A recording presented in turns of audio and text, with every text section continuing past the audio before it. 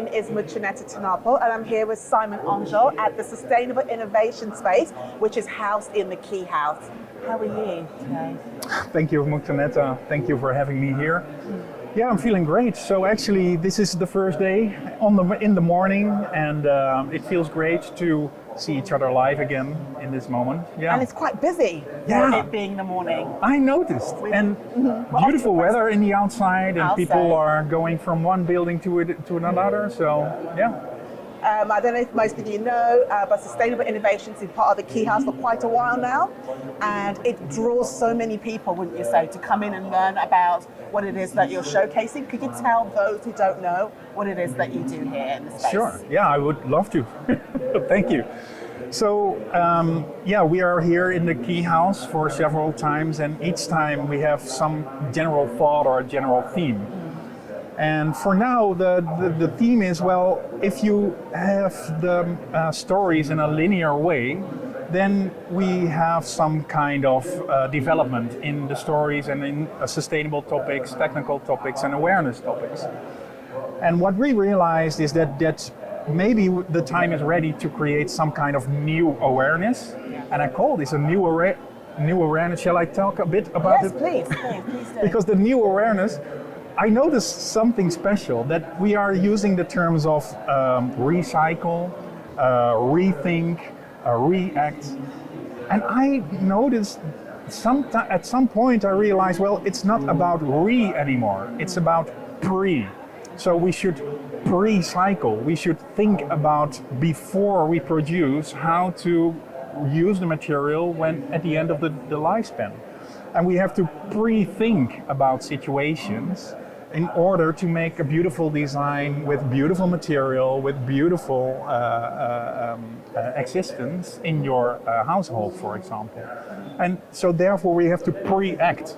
It's a new kind of responsibility on that point.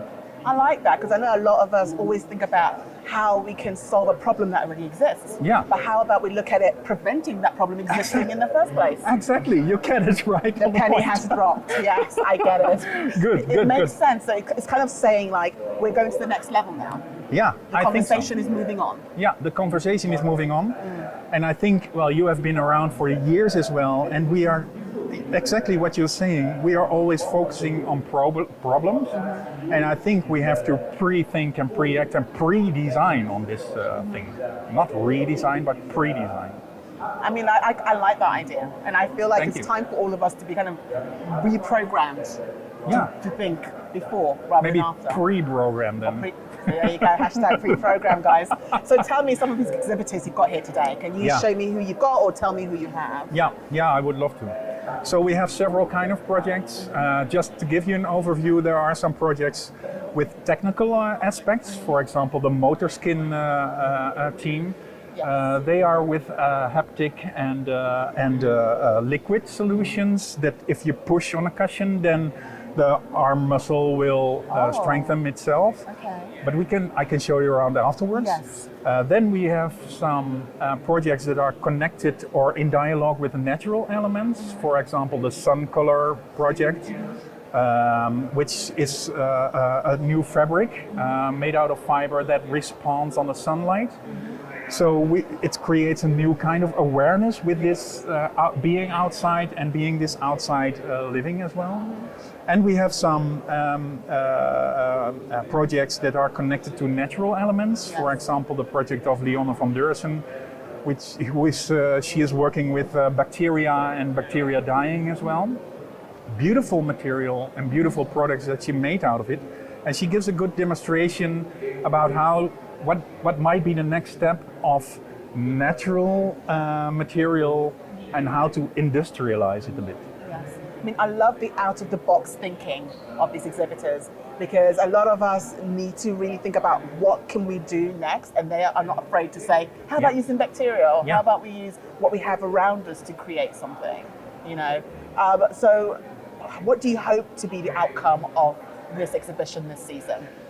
Yeah, so I think the hope should be on the case of that people actually feel connected to all of these projects. And I think, for example, the project of Laura Deschamps has pointed out really smart on this point, because textile is the most elementary thing that a human skin is connected to for ages. Yes. And she feels that with her haptic and with her pointing material, Yes. then she gives massages and she stimulates the skin again.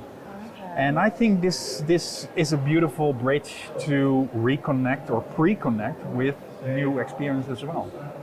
I like that because people are looking more now for experiences rather than just an object. Right. Yeah. So, for example, there's a bed, and it's an acupressure bed. So if you are laying on it, then the body gets stimulated instantly. So it's kind of like different industries coming together because the medical field could use that, couldn't they? They could, yeah. And if we all kind of collaborate, which is like my word, collaboration, and we can kind of all work together to create products that will benefit various industries, not just one. I think you give a pretty good example in connecting the dots. So you are a pretty good connector yourself on this point. Always that I think one industry can inspire another as well. This is very true. Yeah. Well, thank you so much, Simon. Thank you. Always a pleasure to talk with you.